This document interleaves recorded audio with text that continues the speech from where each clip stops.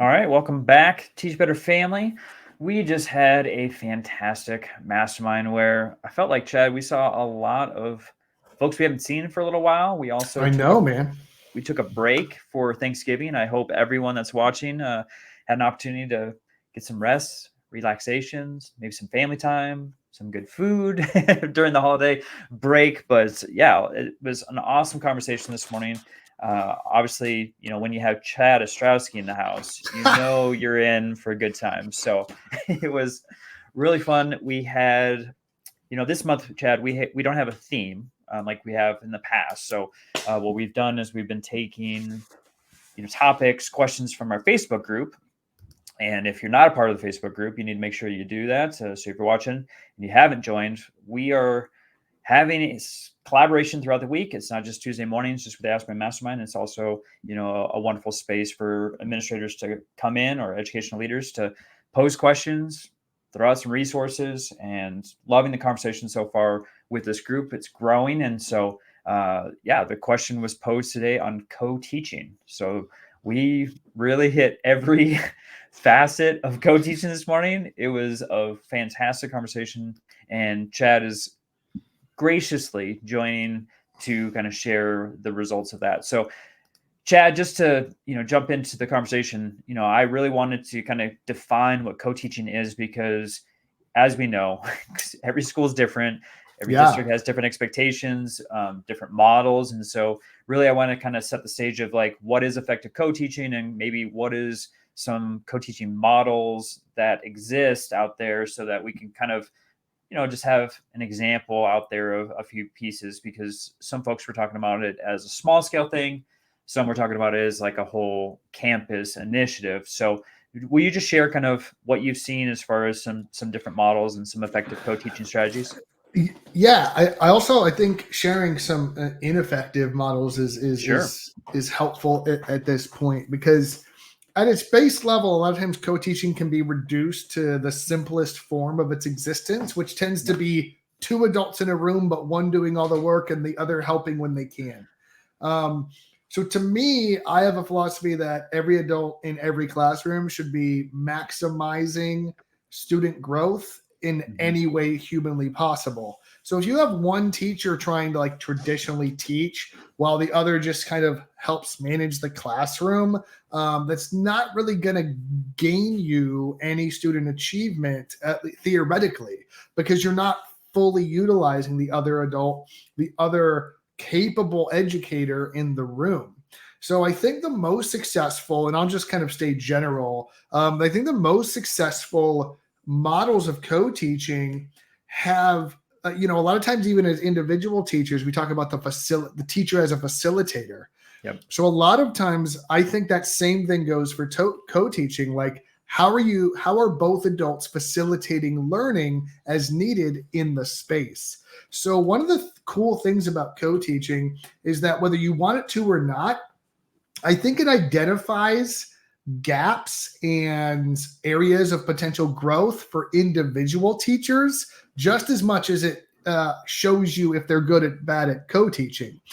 Because one of the most important things when we're talking about co-teaching is creating an environment at a basic level where both adults can impact kids on a day-to-day basis, not take turns, not just, and that's going to happen from time to time, but overall, are both adults able to work with, provide intervention, provide instruction and education for the kids in the room collaboratively and effectively to increase student achievement. And so I think, to me, like, that's a base level definition of what good teaching should be, good co-teaching should be, but also what we don't want it to be, which I think is just as important, especially if you're starting the process. So Chad, I know a lot of folks were talking about like stations and rotations within the co-teaching model. Will you just share kind of what examples were provided as far as what that might look like as far as the teaching aspect? Yeah, I mean, obviously things like station rotations, workshop model, all of those things, even things like PBLs are really conducive to co-teaching. Obviously, at Teach Better, we see a ton of grid method classrooms that get co-taught, which are self-paced mastery classrooms where there's a learning progression that's being facilitated by adults as the students work through it. So regardless of which of those models you're kind of looking at as an individual teacher, I think one of the big questions you need to ask if you're interested in co-teaching as a leader, if you're interested in co-teaching as an educator, or interested in co-teaching as like a district administrator, the first question you need to ask is, are our learning environments student-centered enough to even have successful co-teaching?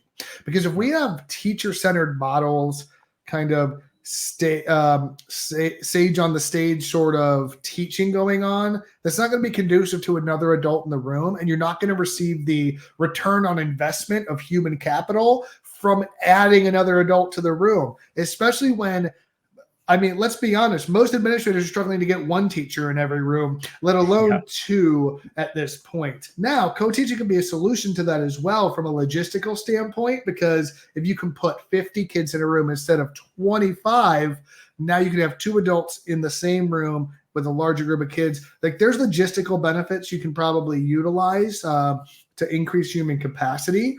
However, we still have to be careful that the instruction happening is ready and able to execute co-teaching effectively. And the best metric for that is, are you doing normal individual one-person instruction effectively? Because if not, you're not going to see those returns from the investment that you're making. Yeah. So Chad, let's go through some of the struggles that some of our administrators were seeing. And one of them was kind of the planning stages of co-teaching, because Right. a lot of times it's more about, coexisting and focusing on my content area that I'm comfortable with or my expertise, versus it being more of a shared space. And so will you just kind of talk through as far as like the planning process and how to execute that collaboration prior to the lessons? Yeah, I love talking about this because I think it actually fits for co-teaching and regular teaching, right? Yeah. Like instructional planning by the seat of your pants is never going to be successful.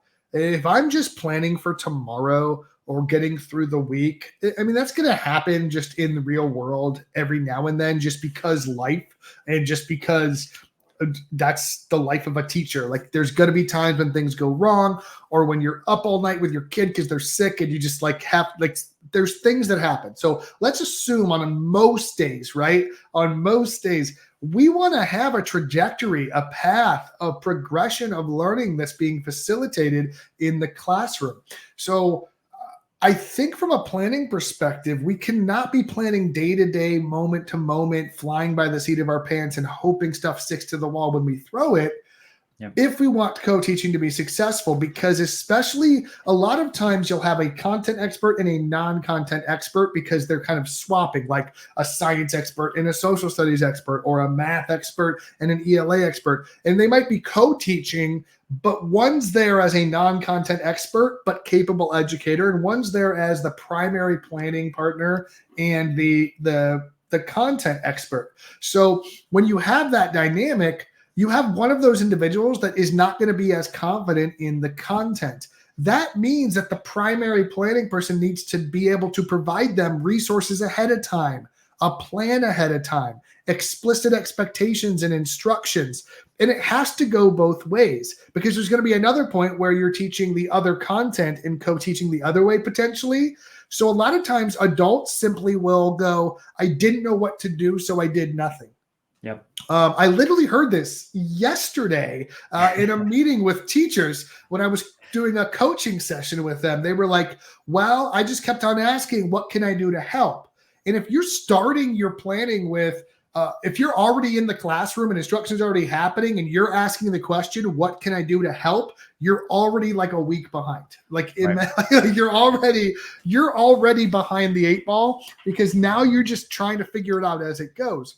Versus you walk into the room and that primary teacher has a plan that's ready to go, that hopefully was able to be co-planned, but if not, just due to logistics or co-planning time or whatever, hopefully they can go, hey, today I'm going to do a 10-minute mini lesson. Then we're going to split the classroom into stations or groups, or you're going to take these kids that need it, or these kids are on level 2 of the grid, so you're going to go in this hallway with them while I work with level 1 kids on their progressions. If you're doing a grid method classroom, whatever that is, if there's not a long-term instructional plan, it's hard to utilize fully the other adult in the room, because then you're just wasting time going, I guess you can just help Billy over there because he needs it.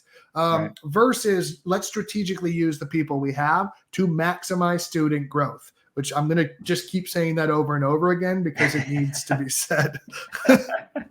No, I think it does need to be said. And so, Chad, this will be the last kind of piece that we are going to talk through because, for our teachers, the idea of co-teaching, I think most folks understand what that is. But when we get into kind of the nitty gritty of it, they don't really know those components. So, if a school is looking to support it with professional development in this area, what are some things that they can do to enhance the effectiveness of the co-teaching partnership? Yeah, so I mean, training and development is what we do. So we see this a lot. And there's, I think I even mentioned this in the meeting where like there's two sides of this coin. There's the co-teaching side, which we've even started offering training on models of co-teaching and specific training on how to collaborate with others effectively and execute co-teaching. So like there's like the very specific, this is how you co-teach training and development, which there's a ton of resources out there. There's a lot of different models and you can kind of choose what fits best for you or partner with someone like us to kind of help guide you in that training and development. But there's also like the precursory work that needs to occur before you even have that conversation. So I always ask the question when whether it's we want to do standards-based grading or we want to do co-teaching or we want to do mastery or I will always go, where are you at now instructionally? And what needs to happen before that? And Josh, we work with schools all the time putting together strategic plans. And that's why that becomes so important when we go, hey, where are you at now? Because we can't hop, skip, and jump to where you want to be unless we've laid the right foundation. So for example, if they're not doing backwards design or planning ahead, having a co-teaching model is not necessarily going to help, other than it's going to be easier for the other teacher in the room, maybe, right? It's not really going to impact kids. And so looking at the instruction and going, is the instruction we're already doing as individual teachers conducive to another adult maximizing impact in space? Because if we're doing like traditional 1920 stand and deliver lecture 45 minutes a day kind of instruction, another adult in the room is not going to increase student achievement. Like I promise, you can quote me on this, right? Like it might help with some management and it will make it easier for the adults in the room. That's what it will do. And it might feel better for the adults in the room, but the actual impact on kids will probably be minimal if the instructional environment is not conducive. So when you're looking for a training or development or a planning partner, a strategic partner in terms of executing this work, you have to be asking the questions, is it just the co-teaching we need training on, or are there other gaps that we need too? And make sure you're having those conversations, because 9 times out of 10, you can do both at the same time. But if you're not filling in the cracks and the gaps for professional practice, you're going to have a hard time getting the plane off the ground, because you're just going to end up increasing human capacity while not increasing student achievement. And that to me it's just a bad recipe every single time. We have to make sure if we're using more human capacity when it's at a premium for educators across the country and schools and districts across the country, that when we put another adult in a space, they're maximally impacting student learning. And if a teacher wants another teacher to co-teach with, how are they going to utilize that? Are they making that right case? So to me, from training and development, identify your gaps. Is it a planning gap, or are all those pieces in place? Like, for example, if you already have a teacher running station centers or the grid method or mastery learning or personalized learning or PBLs all the time, another adult's going to be great in that space. It's already student-centered. It's already set the stage for really successful co-teaching. But if you have a teacher that's just lecturing 45 minutes a day, giving a quiz on Friday, another adult's not really gonna be able to help much more than, Billy has a question, can you help them with it while I continue, doing what I want to do or what I'm doing. And there's middle ground there too. It's not all just like one or the other, but just be aware and be honest with yourself before you enter into training and invest the money and resources about where your staff actually is. And if co-teaching is going to be beneficial, I think a lot of times it is beneficial, but make sure you've put the work and the training and the development in place first to make sure that that's going to be successful. Chad, one last point. I love the idea of like once you have this established, and you had talked about like building small, that maybe you have a pilot classroom where you have it exactly the way that you want it. It's going extremely well. The expectations are set and the teachers are executing. Having that as like a model classroom for others to come in to observe, to see what that looks like, for them to take notes and whatnot, to then bring that into their own classroom when they start to co-teach.